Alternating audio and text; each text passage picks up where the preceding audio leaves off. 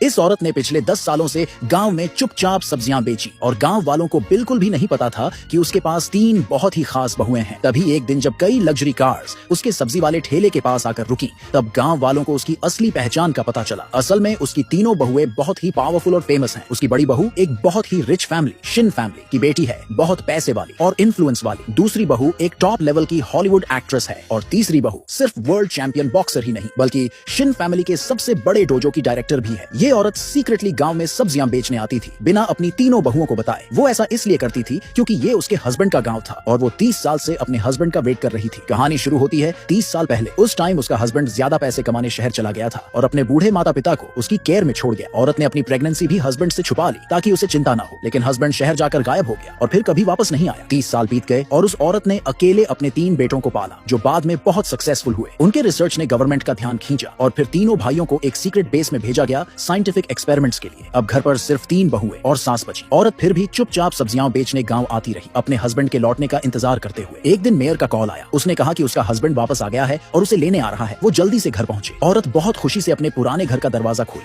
लेकिन तभी एक अननोन औरत ने उसे धक्का दिया। वो अननोन औरत उसके पति की मिस्ट्रेस थी। हकीकत ये थी कि 30 साल पहले उसका हस्बैंड उसे धोखा देकर चला गया था। अब वो वापस इसलिए आया था ताकि डिवोर्स करके उस मिस्ट्रेस से शादी कर सके। इस औरत ने कभी इमेजिन नहीं किया था कि 30 साल तक वेट करने के बाद, इतनी मुश्किलों में पूरी फैमिली को संभालने के बाद उसका हस्बैंड ऐसे धोखा देगा। उस आदमी को बिल्कुल भी गिल्ट नहीं था क्योंकि उसकी मिस्ट्रेस ने उसे एक बच्चा दिया था और अपने सारे पैसे लगाकर उसका बिजनेस शुरू करवाया था। मिस्ट्रेस ने उस औरत का मजाक उड़ाया, बोली कि तू तो बस सब्जियां बेचती रही, कभी अपने हस्बैंड की हेल्प नहीं की। आदमी ने उस औरत को उसकी गरीबी और कमजोर हालत में देखा और सोचने लगा कि अब वो उसकी बीवी कहलाने के लायक नहीं है। उसने उसे $1 लाख दिए और बोला कि जल्दी से डिवोर्स पेपर्स साइन कर दे। औरत ने पैसे लेने से मना कर दिया तो आदमी ने गुस्से में आकर बॉडीगार्ड्स बुला लिए ताकि वो जबरदस्ती उससे साइन करवा सके। मिस्ट्रेस ने एटीट्यूड से कहा कि अब तो फर्क साफ दिखता है, उनका इलेजिटिमेट बच्चा जल्द ही चेन फैमिली की दूसरी बेटी से शादी करने वाला है जो सबसे रिच फैमिली है और अब वो लोग चेन फैमिली के रिश्तेदार बन जाएंगे। मिस्ट्रेस ने उस औरत को जोर से थप्पड़ मारा और बोली कि जल्दी साइन कर दे। मूड अच्छा हुआ तो शायद 30 साल की मेहनत के बदले थोड़ा पैसा दे देंगे। औरत ने खुद को छुड़ाया, डिवोर्स कॉन्ट्रैक्ट फाड़ दिया